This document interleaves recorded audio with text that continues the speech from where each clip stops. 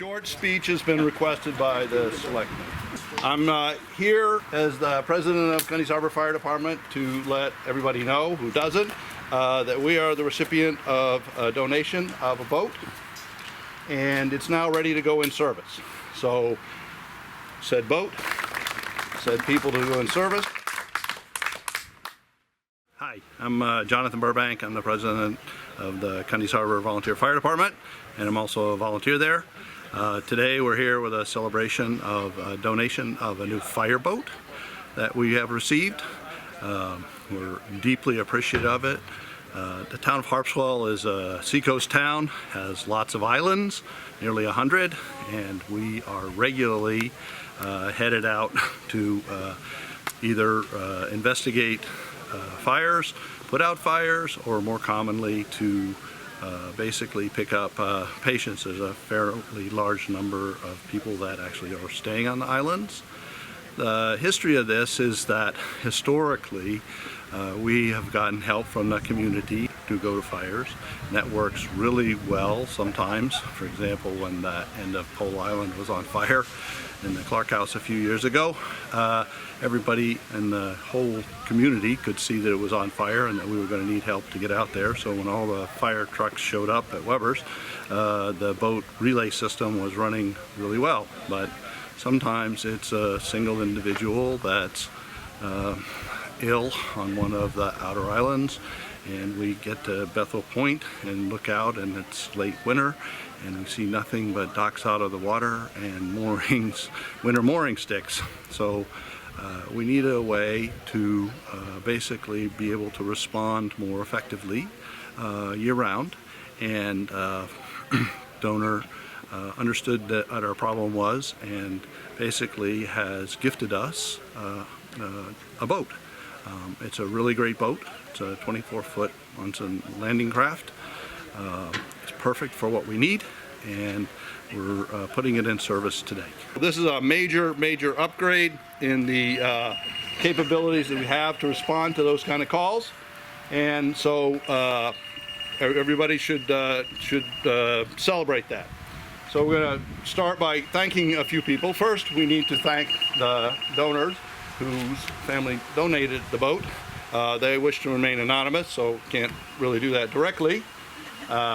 Second, we're in Safe Harbor, and the way this boat is going to work really well is Safe Harbor has agreed to give us space down here, which is about as perfect as one could ask for in terms of our service area and the ability to get to the boat and to use it when we need to use it.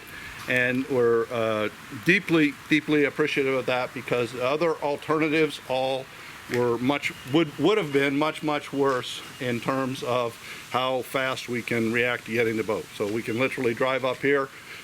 We go to fires. We have a truck that's filled with island fire gear. We throw it on the boat. We go to the fires. If we got to go on a medical call, we can drive the ambulance up, put the stretcher on the boat, and go. In addition to which, you'll see on the design of the boat, basically, there's not always a dock right where you need one, and where the person is, and there are, lots of places that we go. We don't just have island fire. Sometimes the Great Island's on fire and places you can't get to by any way but a boat. So this one has a bow ramp and the ability to sort of soft land on its own, so you can unload and go. It's an absolutely perfect boat for the kinds of things that we do, and we're very excited about it. One more thank you. We didn't know when the boat was arriving, and Safe Harbor has been unbelievably accommodating, but they're booked for work a season in advance or more, and so Steve and his son Gavin stepped up and basically got all the instruments in the boat, so the boat could now go into service probably weeks or maybe even a month earlier than it would normally have, and especially Gavin, who got the job of climbing through the hatches in the boat for the wiring underneath. I know that I wouldn't have been able to do it. Steve might have been able to do it, but we appreciate his effort for that. And so with that, that's the official Cundy Harbor Board of Directors speech. I'm going to turn the podium, if we can call it that, over to the chief for a few minutes. Chief? Fire service is 300 years unimpeded by progress, right? You probably have heard this before.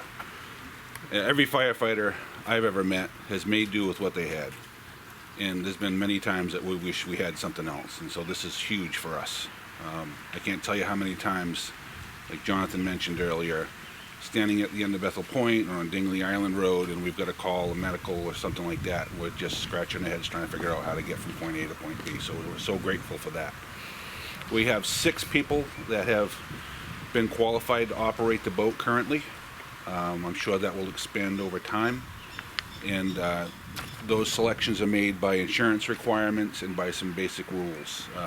Those of us that have been in the fire service and read the trade journals have probably read about once a year somewhere in the country somebody that was not properly qualified with the proper experience operating a rescue vessel getting into serious trouble.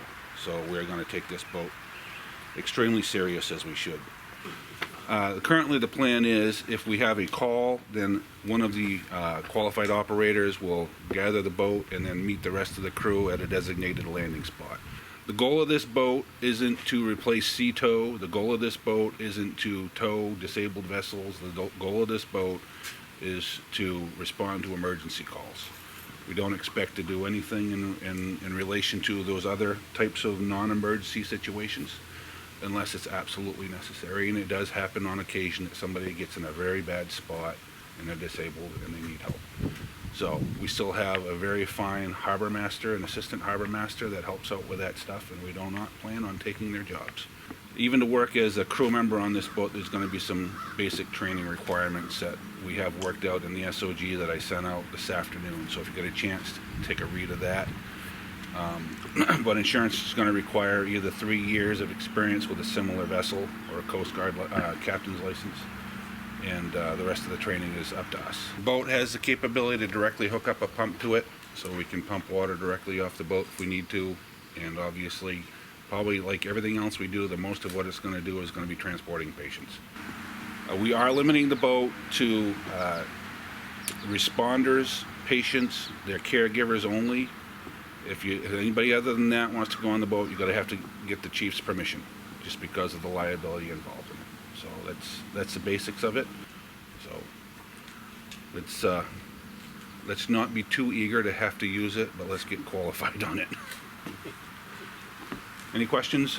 So Ben, I know the donor is anonymous and wants to stay that, but I think we should give 3 cheers for whoever it is because it's an amazing thing that they did. All right, you call it. Hip hip. Hooray! Hip hip. Hooray! Hip hip. Hooray!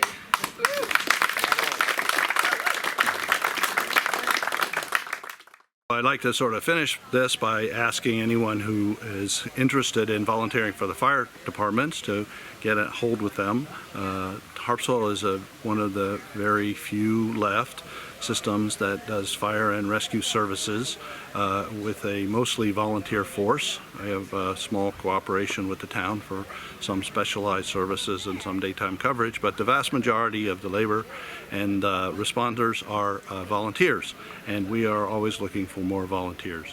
It's a great opportunity. They're great people. We have lots of, we talk about the boat, but we have lots of interesting fire equipment and very, very proud tradition of serving the community for many, many years.